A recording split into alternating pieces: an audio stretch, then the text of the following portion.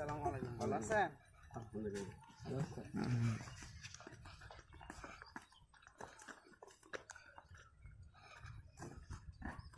এই হলো নরসিংদী। আমার এই পাশ নরসিংদী, এই পাশ নারায়ণগঞ্জ। নরসিংদী সদর উপজেলার শেষ প্রান্ত, নারায়ণগঞ্জের রূপগঞ্জ উপজেলার শেষ প্রান্ত। আপনার পরিবেশটা যদি দেখেন একটু ধীরে ধীরে ঘুরাও। দেখেন এইখানে কিন্তু এই জিনিসটা হয়তোবা অনেকে দেখেছেন, এর মাধ্যমে মাছ ধরা হয়। বছরে যখন বর্ষাকাল আসে তখন এই খরা জাল, আমাদের এলাকায় বলা হয় খরা জাল, এই খরা জাল দিয়ে প্রচুর পরিমাণের মাছ ধরা হয় এবং এই মাছ ধরাগুলি এই ব্রিজটার মধ্যে বসে থেকে আমরা মাছ ধরা উপভোগ করতাম।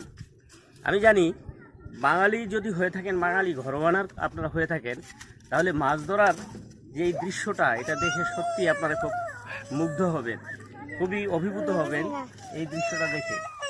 আমি যদি পুরোটা একটু দেখাই, দেখেন এই পাশে একটা বিল, বিশাল বিল, অনেক বড় মাপের একটা বিল, বিশাল বিল।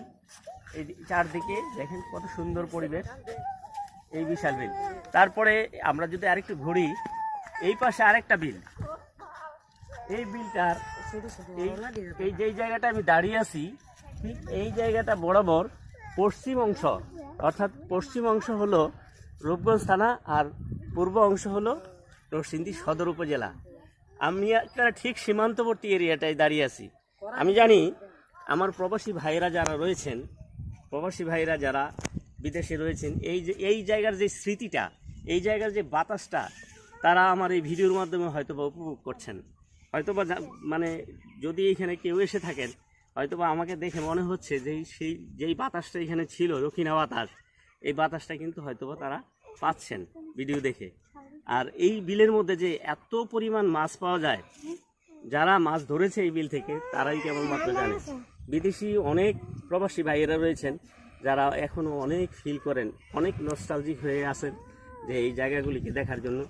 অনিন্দ্য সুন্দর এই জায়গাটি, সত্যিকার অর্থেই আমি যখনই ঢাকা থেকে আসি এই জায়গায় একবার না একবার এসে বিকেলটা কাটিয়ে যাই। এই ফুরফুরা বাতাস, অন্যরকম এক অনুভূতি।